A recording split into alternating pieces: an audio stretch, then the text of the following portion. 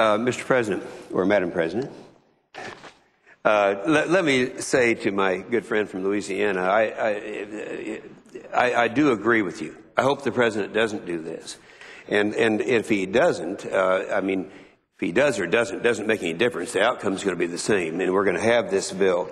But let me give him the assurance that the place to start using your veto is when you start spending money in places where you shouldn't spend money, and not on authorization. In fact, I want to make sure everybody understands, even though I've made a number of statements here, that just because I support this authorization bill doesn't mean I'm going to support everything on it.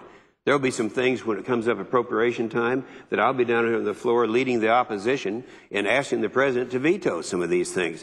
But you have to have discipline in some way. There has to be some kind of a guideline, some kind of criteria that's used. Let me just for a minute talk parochially about my state of Oklahoma. Now, these are things that are in here for my state, but things that should be in here. These are things that government should be doing. Lake Arcadia is a good example. The people of the city of Edmond, Oklahoma, which I think is the fastest growing city in Oklahoma, because of a set of circumstances, they were being billed and have been billed for years now for water they're not even using. All that's corrected in here, and in the event that this bill should not pass, those people of the city of Edmond, Oklahoma, are going to have to come up with money to pay for something they never got. Lake Texoma, the same situation is down. The Red River Chloride Control Project. In this bill, it clarifies the operation and maintenance of the Oklahoma Chloride Control Projects at the Red River, and would be, this is critically important to our farmers in southern Oklahoma. We have Ottawa County Tar Creek. Madam President, the most devastating Superfund site in America that's been addressed now for 25, 26 years is Tar Creek in northern Oklahoma, and it goes into southern Kansas. And nothing has been done. We've spent millions and millions of dollars until 4.5 years ago, and I became chairman of this committee, and with the help from the Democrats, Senator Boxer included, we were able to actually get in there and do something. Well, we have some of the projects that are necessary to ultimately take care of that devastating thing in northern Oklahoma. Now, I spent several years, 3 terms, as being mayor of a major city in Oklahoma. It's called Tulsa, Oklahoma.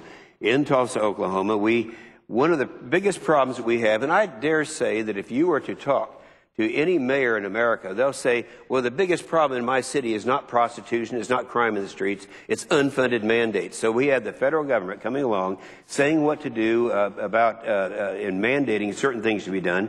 And some of my poorer communities in Oklahoma are just not able to do it. And I would just give you a couple of examples. All of these towns and cities in Oklahoma, I have been there. I've seen different things that the federal government has come in and told them to do and not funded. And there are projects in Ada, Oklahoma, Norman, Wilburton, Weatherford, Bethany, Woodward, Langley, Durant, Midwest City. That's a project in Midwest City that's a water infrastructure type of project. Ardmore, Guyman, Oklahoma, out in the Panhandle. I was out there just during the last, and they were having a real serious problem with wastewater treatment out there. This would resolve that problem. Altus, Oklahoma, Chickasha, Oklahoma, Goodwell, Oklahoma, Bartlesville, Kanawha, Mustang, Alva, and when you stop and you think about all these things, these are things that it should not be their responsibility. They don't have the capability of doing it, and they're all things that came from the federal government. Here I am, number one, most conservative, saying government does have a function. The major function, I've always said, is defending America and is in infrastructure. Let me mention a couple of things, if I could, Madam President. I have a letter here from the Department of the Army, the Assistant Secretary of Civil Works. That's the Corps of Engineers. They said the Corps is already an enormous backlog of ongoing projects, future appropriations, some $38 billion. Well, I use that in my argument as to why this is necessary. There's a reason for the backlog. At the time, they were authorized, but then circumstances changed. Some of these projects don't need to be done, will never be done. And by the way, when you talk about the amount of money that is going to be authorized, you don't know, first of all, how much of that $21 or $23 billion, maybe half of it will ultimately be spent. We don't know. Some of it may be spent next year, some 10 years from now. It's just authorizing, saying at this time and date, at this snapshot in time, well, these are things that need to be done in America. These are legitimate. These meet the criteria. So that argument is no good. He says adding excessive new authorizations to this backlog is unaffordable and not necessary.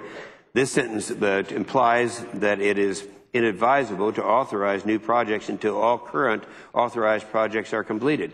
And that could be further from the truth. Certainly, providing adequate hurricane protection in New Orleans is a higher priority than some of the already authorized projects. But we didn't know it at the time that these were authorized. And that's why this is important. They said in this letter that the bill will include numerous authorizations that are outside of and inappropriate for the mission of the Corps of Engineers, including and so forth. Well, the conference report does not include authorization of surface transportation projects for the Corps of Engineers. That isn't something that we do. So you look at the arguments that they have, and it gets right down back to the argument that the attack here, as I said, going all the way back to 1816, is on the authorization process. The only discipline we have in spending in this body is to have an authorization process. And again, I would repeat, there are going to be some of these that are authorized that I would feel in my heart should not be appropriated, and I will fight against appropriation. That is where the battle should be fought, and I think it's going to be. I don't want to question anyone's sincerity and in their opposition to this, but I think there are a lot of people who are going to say, well, go home and have a press release saying I voted against the spending some $23 billion. Nothing could be further from the truth. You oppose the authorization system, and you oppose discipline in spending. I retain the balance of my time. I had a communication from my wife that she thought I was getting a little emotional about this, so let me end on a very positive note and say that yes, I have a presentation I make, Madam President, to groups, to conservative groups, talking about the history of authorization since 1816, which I gave the abbreviated edition a few minutes ago. But it's so frustrating to me to see people saying that they want to do. If for some reason, it isn't going to happen, this is going to pass by a huge margin. If the president vetoes, I think the president knows it's going to be overridden.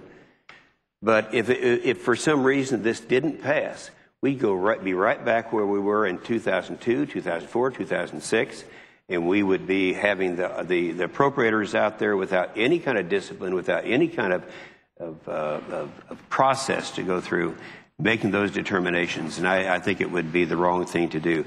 Lastly, I didn't mention this, and that is Oklahoma, Texas, and Arkansas. We had quite a number of floods. If it hadn't been for what the Corps of Engineers had already done that was previously authorized and then later on it was appropriated, it would have cost us, they now say, $5.4 billion more in damages than it did. So I just hope that the good conservatives will look at this and realize we've got to have authorization in the process, and I yield back the remainder of my time.